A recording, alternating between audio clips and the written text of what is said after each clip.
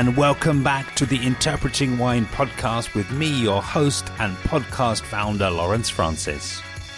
Any long-term listeners of the podcast will know that while I'm based in London, I do get called upon to produce podcasts internationally.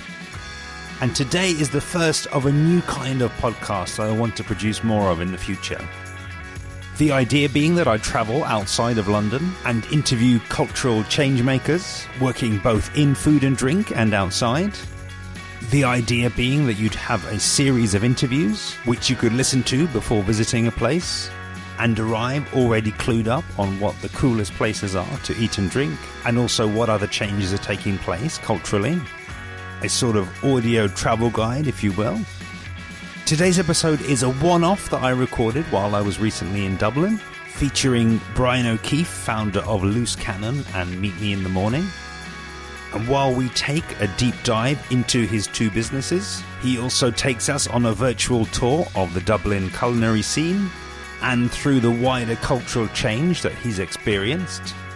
And I think this is a great episode if you or anybody you know is going to be visiting Dublin in the near future. And if you don't have a trip planned, maybe this will make you want to visit. Enjoy. Cool. Okay, so hello, and thank you for having me on. It's a pleasure. I guess my name is Brian O'Keefe in English, and I come from Dublin. I've lived in Dublin for most of my life, and I own I don't know what to call it. It's kind of like a cheese shop and a wine bar. Located in this beautiful, gorgeous building, which is George's Arcade, bang in the middle of Dublin. And we predominantly do natural and low intervention wines, which is a whole other story. And I guess my background is I studied economics for my sins, and then that was in university, and philosophy as well, which meant I kind of qualified to maybe work as an economist or in a bank or one of these kind of jobs. And I kind of pursued that for a while, and I ended up getting a bit bored.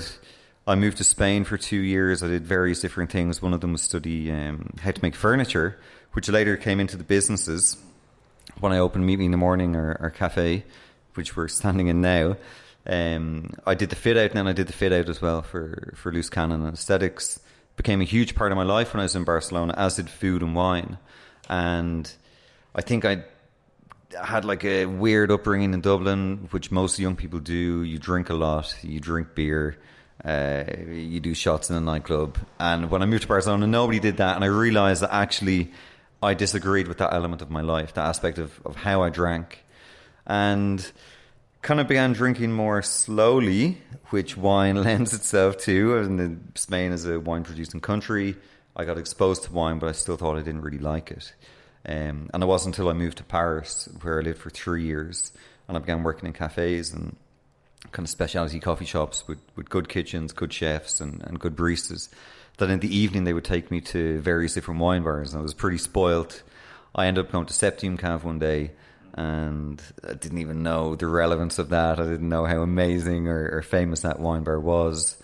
And a mate of mine bought a bottle of Maximus, which is a really light, vibrant wine made. It's a Fair Cervedoux grape by Nicolas Cameron, and I'd never had a wine like that in my life.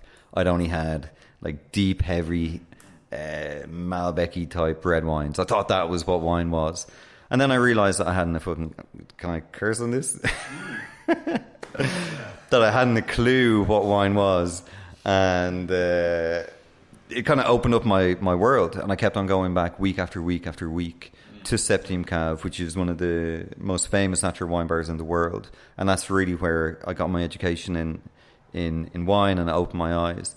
And then when I came back to Dublin eventually, 3.5, 4 years ago, to open Meet Me in the Morning, I couldn't find natural wine. There was one website, a guy called Pascal, amazing wine importer, Caveau.ie, and I was buying wine there and kind of getting it through a guy called Shane Murphy as well, who works in Fian, who's also importing great natural wine, and basically wanted to open Loose Canon as a product of being in a city that was lacking something, and I think Dublin has actually prime for all of these things. It's waiting to. It's kind of exploding at the moment, Dublin, in terms of food, and there were a lot of people, I think, frustrated at how there wasn't that many places to get natural wine, and now all of that is changing. So anyway, as Meet Me in the Morning kind of progressed, we found the opportunity in this building in the middle of town, and we decided to open a wine bar. So I think that's A to Z there. That's my whole life in a nutshell. Yeah. And as you say, we're here, Meet Me in the Morning, and it's great that I was able to have the time to meet you in Loose Cannon the other day, and have a it's a personal tour, which really sort of appreciated. But yeah, I think as well though, for the listener, give them a little bit of a sort of a virtual tour over there, because one of the things that really stood out for me was that you had the very sort of Parisian, very French looking setup of the bottles there, and just the style of it. But then what stood out for me was like the cheese selection was entirely Irish. So it was interesting to me that there's a twist on that. So maybe just share a little bit of the sort of the Irish touch, I guess, that you've put onto the place over here. So it's difficult to explain what Loose Cannon is, because I think I'm still trying to grasp what's going on. It's changing all the time. But essentially, in the daytime, we sell cheese and wine and toasted cheese sandwiches. And in the evening, we're a wine bar where you come in and get plates of food, all made with Irish produce. And you can get glasses of wine and bottles of wine. And on a nice, beautiful day like today, you can stand out in the street and enjoy the centre of town. So the whole thing, like Meet Me in the Morning, the whole foundation of it is Irish produce. We change the menu each week. We buy from a farm called the McNally Farm out near Balbriggan in Dublin. Whatever vegetables they have, they send us lists on a Wednesday. We get them on a Friday, and we make the whole menu for the next week based on that. And then we've got a load of other suppliers. So that's the same ethos that we have for Loose Cannon. So Kev, who's my business partner, Kevin Powell, was a cheesemaker with Corleggy with Silka Crop up in Cavan for 3 years, and I was always joking with him that we should open a cheese shop, and eventually we did, and we blended it with wine. So we essentially probably have like 30 to 40 different cheeses. I would say 90% of them are Irish. We get a few in that we import, and then we have a menu in the evening which is based around the same thing, like the McNally veg. We make everything in Meet Me in the Morning, and then we bring it down to Loose Cannon. So the shop is confusing to a lot of people, even like to myself. I'll admit it's a confusing place. You walk in, you don't know what to do. There's no tables, you can't book. It's funny. There's a counter and a menu. We have 7 glasses on each night. You can take any bottle off the shelf with €10 corkage, and then we have like a cellar list. We're also aging wines, and yeah, it's pretty confusing. But essentially, you can come in, and we'll talk you through whatever you want, and hopefully you leave with something we believe in. And I think the way that we think about produce, then we think about wine like that as well. So it's extremely important who we're buying wine from. Even what importers were like, our importers, they're all our mates, people that we've known, and people that we've known from even before we opened Loose Cannon. But essentially, it's kind of all about relationships. And then you also have people coming back to the shop who they take a leap of faith. There are some people who walk in and immediately, they've maybe been in Copenhagen or they've gone somewhere and they know what they want, and they see a good Caveau and they're like, hey, I'm going to take this one. I'll take the rosé, whatever. And then you have other people walk in. All the wine bottles look a bit different. They have funky labels or something like this, and they're like, okay, I don't know what's going on here. And they, we kind of coax them into easily. We try not to use the word natural too much and try not to focus on that. But hopefully they leave with a bottle that they're going to go home and enjoy. And the amount of people who actually come back and then try and find it's a small team, so find the same guy that sold them the first bottle, and they're like, I really like this, or I didn't like this about it. What about something else? And with the amount of people that we've built a connection with in Dublin, I'm talking about in terms of customers, it's all the way along. It's like our connection with them our connection with the importer's connection with the vigneron. And it's funny because then you have people like Pascal from Le Caveau, who like literally last month had about 32 of the winemakers that he's got on his portfolio coming to Dublin. Like amazing people, like Foradori was there, Elena Pantaleoni, Alexander Ban, you're like superstar names. And it's all about that. And then we get to put a face to the bottle. And yeah, so I think that's that's essentially Loose Cannon. It's still finding its feet. I don't know many places like it in the world, in that it's a shop in the day and it's a wine bar at night.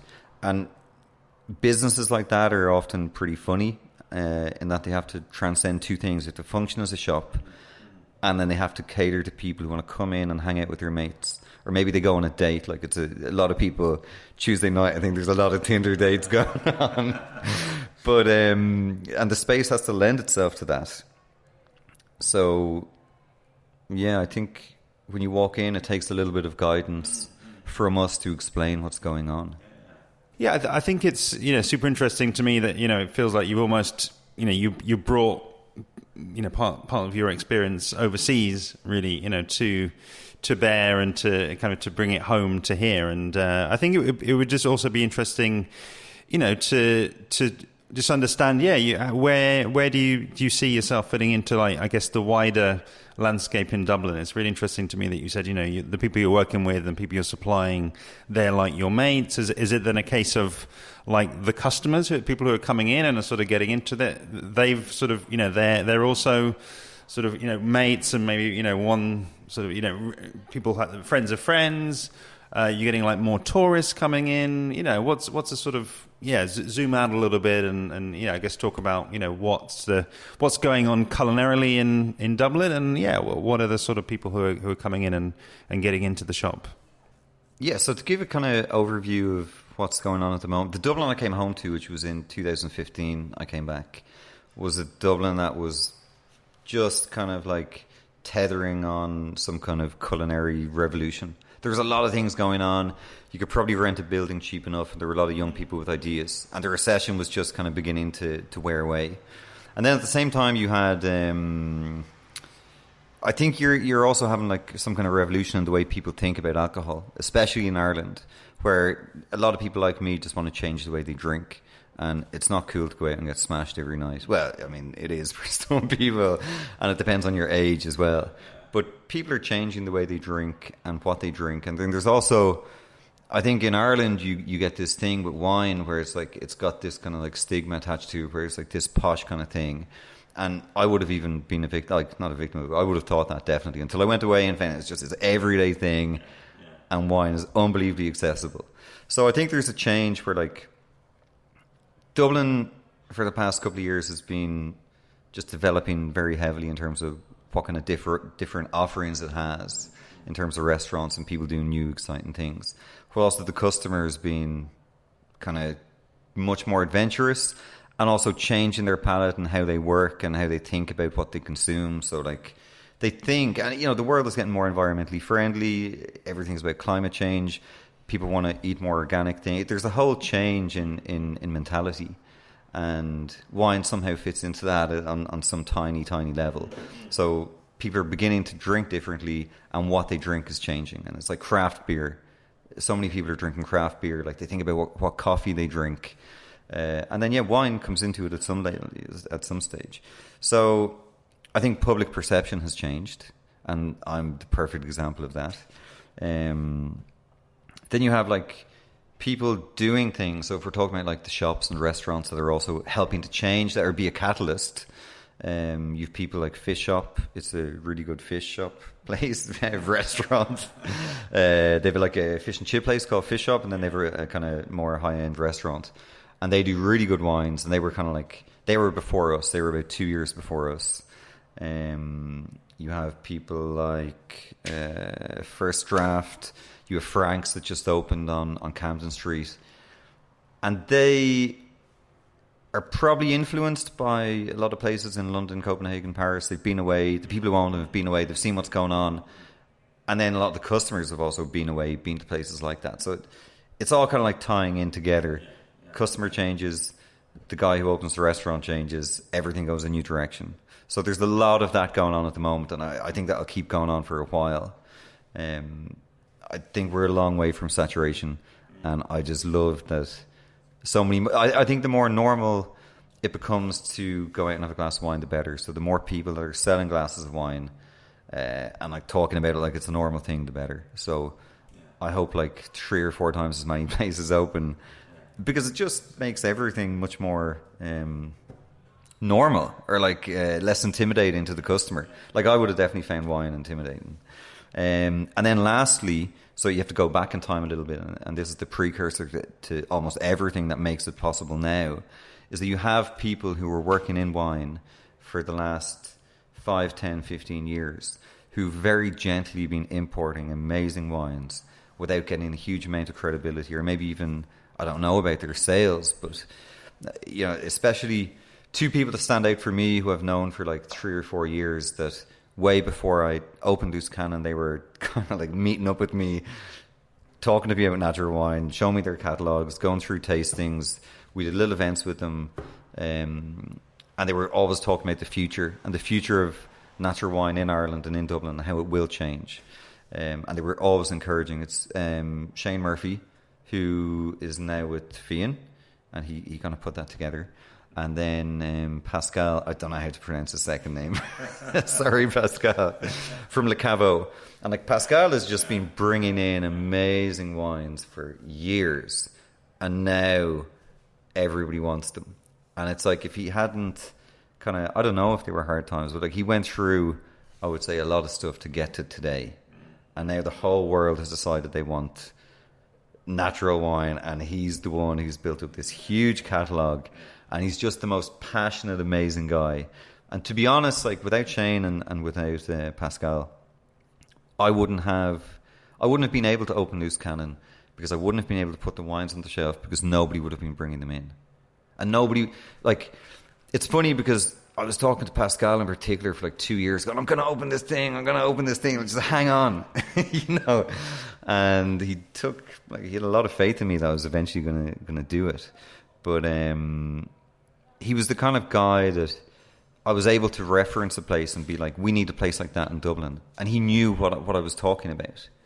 Do you know, he was there with me. He'd been to the bar. He'd maybe eaten in that restaurant in London or something. He knew what I was trying to do.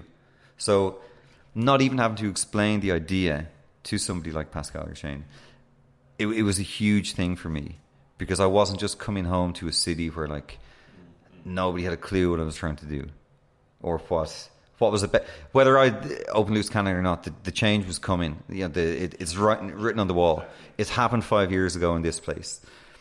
You know, in the global culinary scene, if you've missed what's going on, you're blind. It was always going to happen. Restaurants were always going to copy it in Dublin. So, I mean, final question from me is, and I think it's something that I'm kind of curious about, really, because, you know, the more I speak with people in the industry, I think one of the reasons that, you know, wine kind of gets its claws into so many people is that it's everything, really. You know, it's often related to language, to geography, to culture, and I think it draws people in from like so many different angles. You know, I've spoken to so many people who are involved in film and music, and yeah, I think it would just be interesting, you know, being in the situation that you are, yeah, maybe just to put, I guess, the wines and, you know, the space that you're creating, maybe in a, you know, slightly wider cultural context in Dublin. You know, what are the sorts of people, maybe from outside of the wine world, you know, from that are maybe,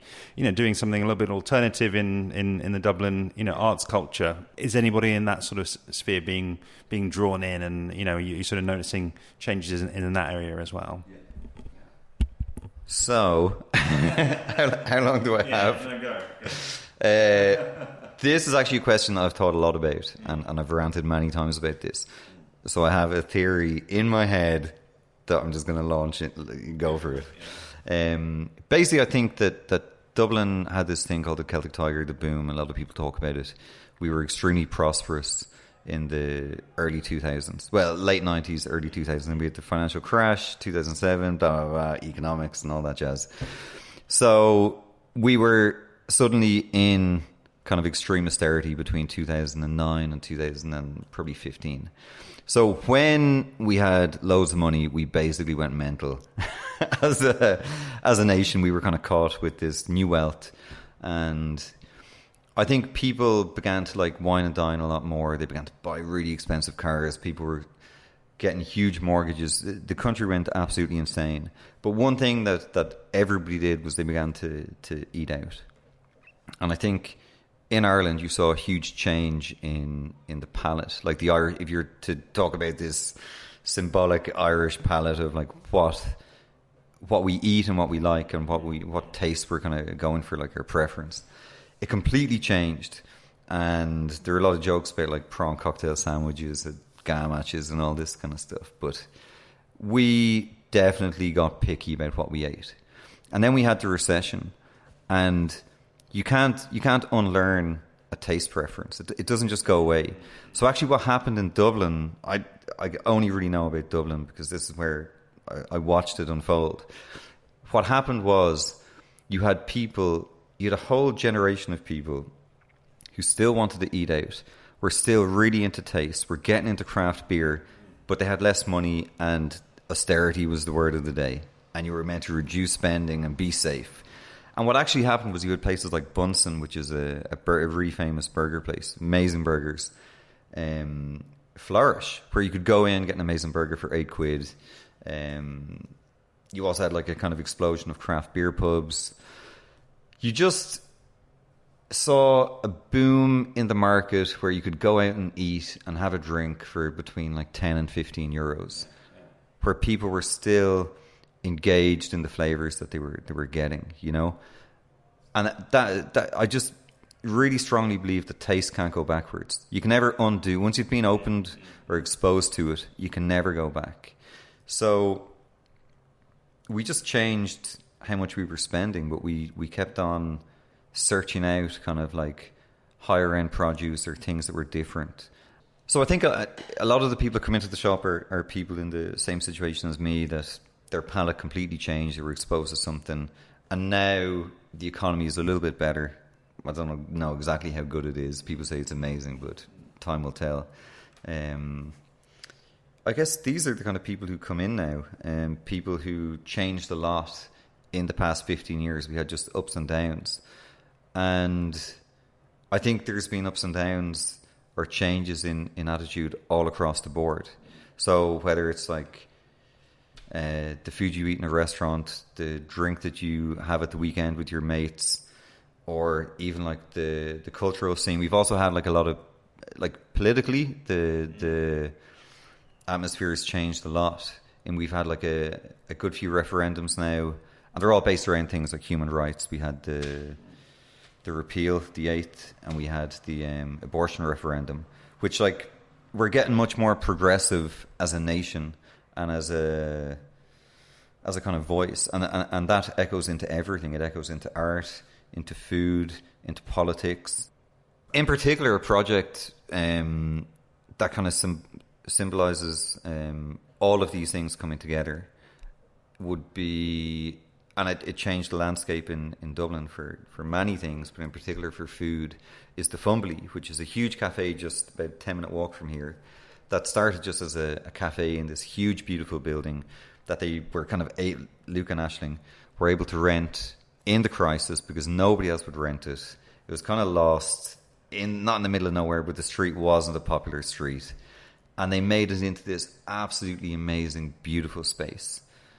And then they happened to buy the building beside that, which they made into Fumbally Stables, where they do workshops. So they do like, they do baking workshops, they do yoga retreats. They have a kitchen that kind of feeds into the cafe. They also are behind Dublin Flea Market, which was a huge catalyst right in the beginning for all of these changes. Do you know, where it's kind of like you get all of these different worlds coming together, like kind of what I was saying, the political world, the art world, the food world, all in one place. And that was a big kind of turning point to have something like the flea market, because it meant you were meeting with people who were for maybe a different discipline to yourself, but maybe had the same ideals, or were looking in the same direction, seeing the same change that was kind of washing over the city. So definitely I think the Fumbally was a huge player and still is in change, and it's also symbolically a massive beacon of what's going on in Dublin in almost every realm that you could think of. Right. And they have natural wine as well, so I love it. I'm a big fan. Yeah. Thank you so much, Brian. It was a real pleasure to sit down with you. I really couldn't have wished for a better guest for the first of this new type of show. As I mentioned before, if you or anyone you know is going to be going to Dublin, please share today's episode with them, as I'm sure that the tips that Brian shared will make their stay all the more authentic and unique. I've left below all of the tips that Brian mentioned during the interview, both on the culinary and cultural side of things. And of course, I've left website and social media handles for both Loose Cannon and Meet Me in the Morning. I do have other cities in the pipeline for this type of podcast show. So if you've got any feedback or requests for cities for me to feature, why not drop me a line on social media? I'm at Interpreting Wine on Instagram and Facebook, at Wine Podcast on Twitter, and email hello@interpretingwine.com. See you next time.